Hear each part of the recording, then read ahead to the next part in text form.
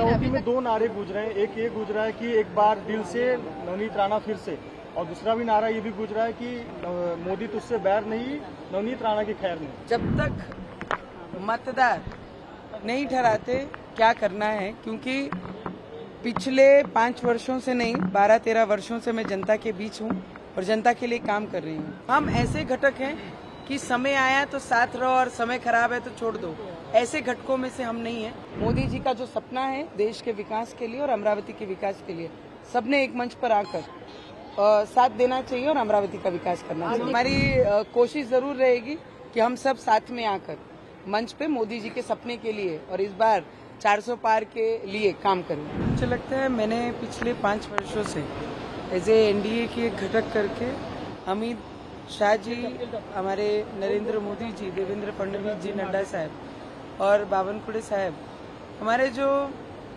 नेता जिनको बोला है उनके ही विचारों पे मैं पिछले 12-13 वर्षों से काम कर रही हूँ और जिनको नेता माना और उनके आगे मुझे नहीं लगता है कार्यकर्ता कोई जाता है।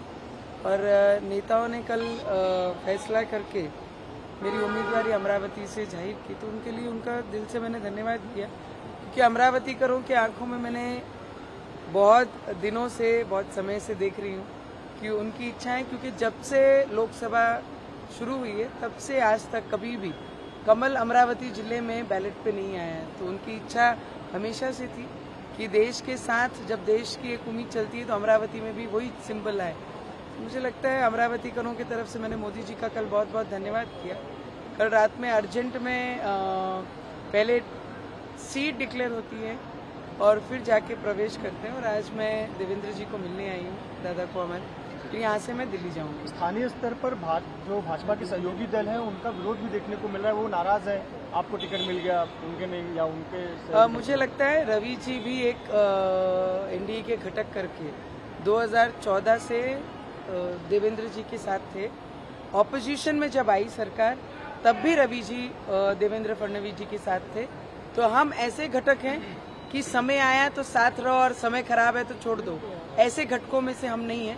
पर फिर भी मैंने सभी को विनती की, क्योंकि सभी हमसे बहुत ज्यादा सीनियर है, तो मैंने एक उम्मीदवार करके और एक बहुत जूनियर उम्मीदवार करके मैंने सभी को हाथ जोड़ के विनती भी की कि मोदी जी के जो सपना है देश में अब की बार 400 पार और 400 में एक अमरावती हो, इसके लिए जितने भी एनडीए के घटक है वो मोदी जी के सपने के लिए और अमरावती के विकास के लिए सब एकजुट होकर एक मंच पे आकर एक साथ काम करें। अमरावती में दो नारे गूंज रहे हैं। एक ये गूंज रहा है कि एक बार दिल से नवनीत राणा फिर से, और दूसरा भी नारा ये भी गूंज रहा है कि मोदी तुझसे बैर नहीं, नवनीत राणा की खैर नहीं। मुझे लगता है जब तक मतदार नहीं ठहराते क्या करना है, क्योंकि पिछले 5 वर्षों से नहीं 12-13 वर्षों से मैं जनता के बीच हूँ और जनता के लिए काम कर रही हूँ।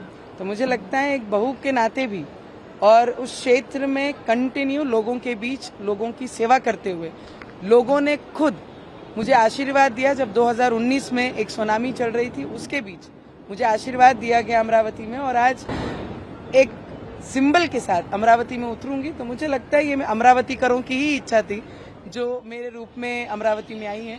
तो मेरी जनता मुझे बहुत सारा प्यार और बहुत सारा आशीर्वाद मेरे साथ रखेगी। और बच्चू कडू से बात हुई है क्या उन्होंने कुछ आपसे बात की है? मैंने आपको सीधे स्पष्ट शब्दों में कहा है, बहुत सीनियर है मुझसे, जितने भी एनडीए के गठ और जो भी नेता हैं, कि सभी ने एक होकर मोदी जी का जो सपना है देश के विकास के लिए और अमरावती के विकास के लिए, सबने एक मंच पर आकर साथ देना चाहिए और अमरावती का विकास करना चाहिए। मराठी में कोई बात नहीं हुई है क्या? उनकी जो भावना है उनसे आप जैसे सुने हैं वैसे ही मैं भी सुन रही हूँ मीडिया के माध्यम से, पर हमारी कोशिश जरूर रहेगी कि हम सब साथ में आकर मंच पे मोदी जी के सपने के लिए और इस बार 400 पार के लिए काम करें। तो एनडीए के उम्मीदवार के लिए बहुत मुश्किल होने वाला है, टफ होने वाला है। आप उधर रही हैं, कितना कॉन्फिडेंस है, कितना वोटों से जीतेंगे? वोट तो मेरे मतदार ठहराएंगे। मैंने काम किया है, मैं काम लेके मेरे लोगों के बीच में जाऊंगी, और एक बहू के नाते भी और कंटिन्यू क्षेत्र में लोगों की सेवा की है मैंने, तो लोगों का आशीर्वाद और प्रेम मेरे साथ हमेशा रहेगा, इतना मुझे कॉन्फिडेंस है। एक मामला आपका कास्ट सर्टिफिकेट का कोर्ट में लंबित है और हो सकता है सुप्रीम कोर्ट में फैसला भी आए, क्या वो सेटबैक हो सकता है आपके लिए? उसके लिए आप तैयार हैं? क्या कुछ होगा?